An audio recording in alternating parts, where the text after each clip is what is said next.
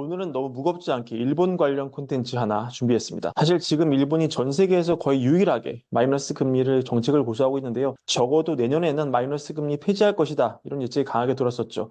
근데 지난 금통위에서 우에다 일본은행 총재가 이런 예상을 전면 부정을 한 바 있습니다. 그런데 지난 휴일에 예의란렌 강연에서 다시 또 입장을 좀 바꿨습니다. 사실 미국만큼 영향력은 없는 일본 총재이기에 좀 관심을 덜 받았다 뿐이지 지난번 파월의 피보 못지않은 그런 스탠스 전환이라고 생각하는데요. 뭐라고 했느냐? 사실은 같은 얘기하지만 아다르고 어다른 그런 뉘앙스 차이가 있습니다. 이렇게 말을 했습니다. 일본에서도 임금과 물가의 선순환이 강해져 2% 물가 안정 목표를 지속적, 안정적으로 실현할 수 있다는 그런 어떤 상황이 충분히 높아지면 금융정책의 변경을 검토해 나갈 것이다. 그 시기가 언제가 될지는 아직 정할 수 없다. 경제 상황과 기업의 임금, 가격 설정을 제대로 점검해서 적절하게 판단해 나가겠다. 이런 얘기였습니다. 사실은 원론적인 얘기긴 하죠. 하지만 같은 얘기지만 이번에는 한다. 언젠가 할 것이다. 여기에 훨씬 방점이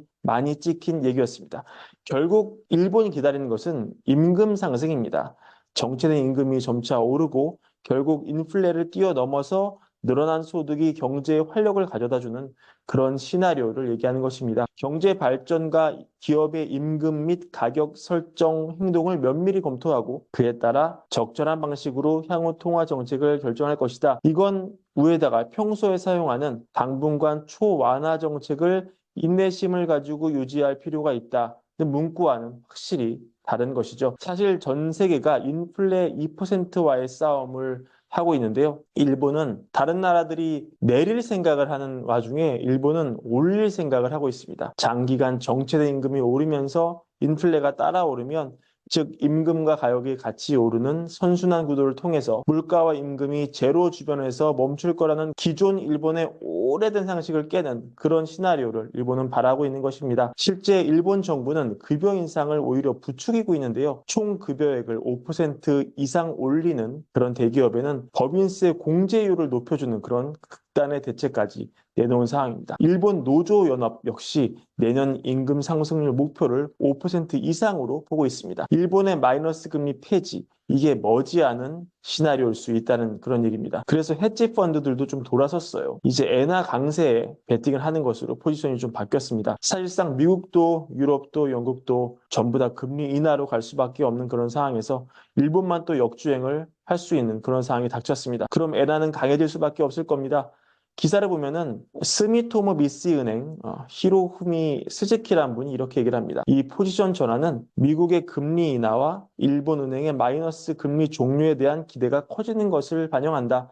일본 은행의 1월 통화정책 회의에서 결정이 나올 거란 추측이 계속되는 가운데 엔화에 대한 롱 포지션을 유지할 것으로 보인다. 자, 그러면 정황상으로도 일본 엔이 뛸 가능성이 높고 헤지 펀드도 베팅을 했고 그럼 마음 놓고 우리가 엔화를 살 절호의 타이밍이 온 것이냐? 일단 우리가 매우 관심 있게 볼 타이밍은 맞는 것 같아요. 근데 방심하면 안 됩니다. 한 방이 있긴 하죠. 일본 정부가 헤지 펀드 공격에 아주 민감하게 반응해서 강경 대응한 적이 있거든요.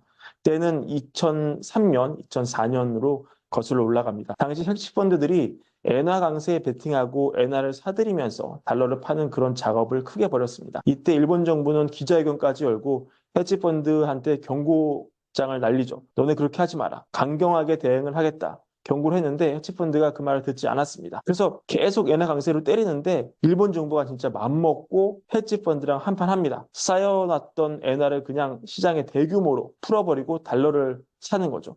헤지펀드 포지션 정확히 반대로 가면서 엔화를 그냥 밀어버린 거죠. 그래서 결국 이때 일본 정부가 이깁니다. 사실 헤지 펀드가 무섭긴 하지만 이게 대상이 엔화였기 때문에 엔화를 찍어서 팔 수 있는 그런 일본 정부가 사실 훨씬 우위에 있는 그런 게임이었다고 봐야 되죠.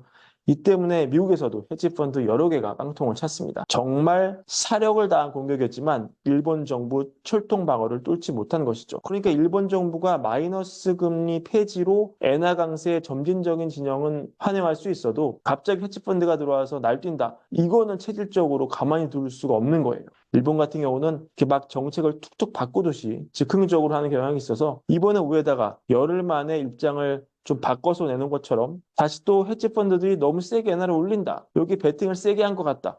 이러면 또 언제든지 입장을 바꿔서 우리 또 초완화 정책 앞으로 오랫동안 지속할 거야. 이런 식으로 말을 흘리면서 시장을 교란시킬 수 있을 것입니다. 따라서 엔화 강세, 구조적인 변화 이런 거에 대한 기회는 우리가 찾을 수 있지만 이런 어떤 시나리오를 염두에 두면서 기회를 찾으면 좋겠다. 이런 내용 전하면서 오늘 콘텐츠는 마무리하겠습니다. 늘 월걸고 봐주셔서 감사하고요. 구독과 좋아요도 부탁드립니다.